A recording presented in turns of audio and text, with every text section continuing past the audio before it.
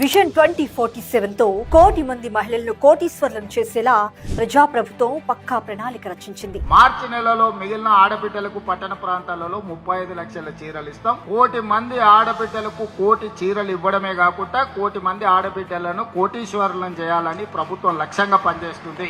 రాష్ట్రంలోని అన్ని private schools uniform కుట్టుపనులను డ్వాక్రా సంఘాలకి అప్పగించేలా గౌరవ మంత్రి సీతక్క గారి అధినాయకత్వంలో ప్లాన్ రూపొందించారు. ప్రస్తుతం రాష్ట్రంలో 52.7% ఉన్న మహిళా శ్రామిక శక్తిని 2047 నాటికి 95% పెంచేలా పక్కా బ్లూ ప్రింట్ రెడీ చేస్తున్నారు. మహిళలకు universal child care, universal financial inclusion అందేలా ప్లాన్ చేశారు. మహిళలు పారిశ్రామికవేత్తలుగా ఎదిగేలా టీ హబ్, వి హబ్ సహకారంతో మహిళా స్టార్టప్లను విదేశీ మార్కెట్లకు అనుసంధానం చేస్తున్నారు. Textile, tourism, solar, agro food రంగాల్లో మహిళలకు ప్రత్యేక క్లస్టర్స్ ఏర్పాటు చేయడంతో పాటు దివ్యాంగుల కోసం చర్యలు చేపట్టనున్నారు. ఉద్యోగాలకు వెళ్లే మహిళల పిల్లల కోసం నాణ్యమైన క్రచ్లు, సురక్షితమైన రవాణా, పని ప్రదేశాల్లో సేఫ్టీ గ్రిడ్ వ్యవస్థను ఏర్పాటు చేయనున్నారు.